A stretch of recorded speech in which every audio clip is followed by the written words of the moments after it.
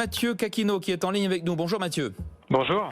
Vous êtes analyste de fonds chez Morningstar. Alors aujourd'hui, vous nous parlez des fonds que les investisseurs ont massivement vendus l'an dernier, alors qu'ils n'auraient peut-être pas dû le faire. Pourquoi ?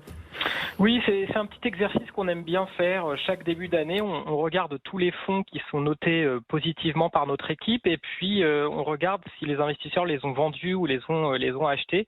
Et en fait, ce qu'on constate, c'est que malheureusement, les investisseurs semblent trop sensibles à la performance de court terme, c'est-à-dire qu'ils ont tendance à acheter les fonds qui ont eu la meilleure performance récente et vendent, souvent à tort, ceux dont la performance a décroché. Et ça, c'est une stratégie rarement payante, puisqu'elle conduit souvent à louper le rebond. Il faut aussi rappeler que même les meilleurs gérants de fonds, ils traversent des périodes de contre-performance qui sont parfois d'ailleurs parfaitement cohérentes avec leur style de gestion. Par exemple, l'année dernière, les gérants qui ont évité les valeurs technologiques ou qui étaient peu investis sur les valeurs technologiques, eh bien, pour des raisons de valorisation, ils pensaient qu'elles étaient trop chères, eh bien, ils sont privés d'une partie de la hausse du marché, mais leur discipline de prix, ça peut être un point fort qui peut faire la différence sur le long terme. Et donc, globalement, il y a un vrai intérêt pour les investisseurs à rester concentrés sur le long terme, et c'est ce que nous essayons d'aider à faire à travers les notes que nous assignons au fonds. Avec force pédagogie, mais bon, apparemment, oui, les gérants, eux aussi, font de l'habillage du window dressing, de l'habillage de bilan, c'est-à-dire qu'ils achètent ce qui a le mieux marché en fin d'année et vendent ce qui a le moins bien marché. Quels ont été les fonds bien notés par vos services Quels ont été les fonds bien notés, les moins populaires en 2020 ?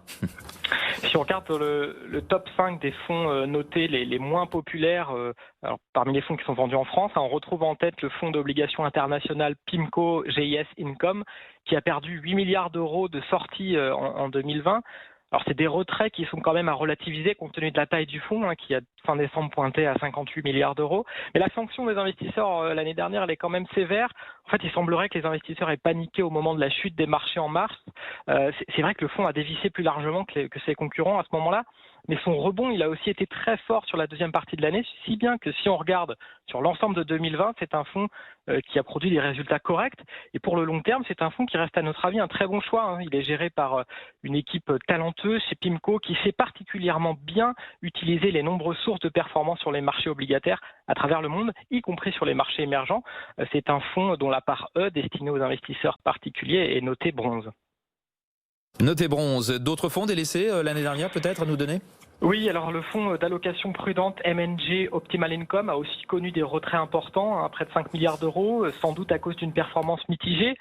C'est un fonds qui était investi sur des obligations à maturité courte et qui n'a pas donc complètement bénéficié de la baisse des taux d'intérêt sur les marchés. Pourtant, là aussi, on pense que ce fonds est un fonds intéressant, géré par un gérant talentueux, Richard Woolnough, une équipe solide. Donc, c'est un fonds qui reste un bon choix. C'est un fonds noté Silver. Deux autres fonds obligataires dans cette liste de fonds mal aimés, le fonds Global Total Return de Templeton et Global Bond de Templeton également. Ils ont subi des revers importants en 2020, notamment à cause de positions sur la dette en devise locale en Amérique latine. Pourtant, là aussi, il y a des raisons de garder le cap, à notre avis. C'est une approche qui est certes agressive, mais mise en place par un vétéran des marchés obligataires, Michael Hassenstab, qui a bien servi les investisseurs sur le long terme. Les parts A de ces deux fonds restent notées bronze, donc des notes positives.